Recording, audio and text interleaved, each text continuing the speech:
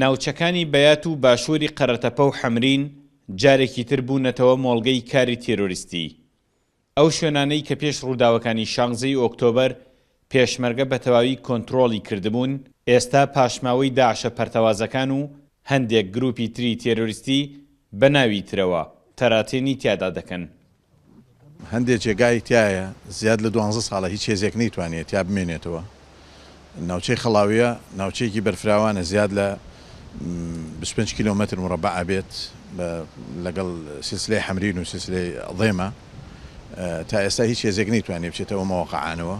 هەر لە زمانی قاعیدە و دواتر جێشی ئیسلام و ئەنساری سوننە و ئەو مەوقعانە هەر ئەو کارە تیرۆریستانەی تیا بوو. زیاتریش ناوچەکە ناوچەیەکی سوننە نشینە بۆ ئەوە زیاتر ئەو بۆشایانە دروستە بێت و بۆشایە ئەمنیەکەیش دەوری سەرەکیە لە ناو مۆزاکە. دەرکەوتنەوەی ئەو گروپە تێرۆریستیانە لەو ناوچانەدا هەڕەشەی تێکدانی ئارامی سنوورەکەیە.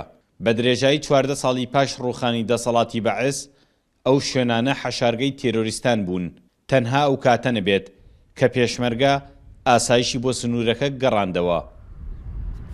ئێستا بحیرەی حەمرین و زنجیرەچیای حەمرین و زەرگا و سەنگەرەکانی پێشمەرگە لە مەکتەب خالید و تەلوەرد و مریەمبەگ و ناوچەی بەیات و هەموو ئەمانە ئێستا داعش تەراتێنی تیاکە و هێزێکی گەورەتر. من پێم وایە سوپای عێراق تەنها هاتووە بۆ ئیسپازکردنی خەڵکی کوردستان و بۆ دەستکردنەوەی میلیشیا تونڕەوەکان بۆ تەقاندنەوەی ماڵ و حاڵی هاوڵاتیانی کورد و پێکاتەکانی تر ناوچەکە. ئەمە دەبێت هەماهەنگی بکرێت لە نێوان سوپای عێراق و هێزی پێشمەرگە بە پلان و بە بەرنامەی درێژخایەن.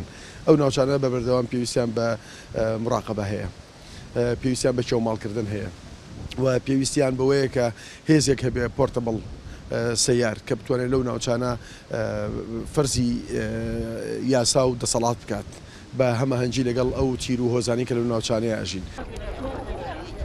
بەپێی زانیاریەکانی کورتسات نیوز، تاقمە تێرۆریستیەکان لەو ناوچانەدا لە قۆناغی خۆڕێخستنەوەدان.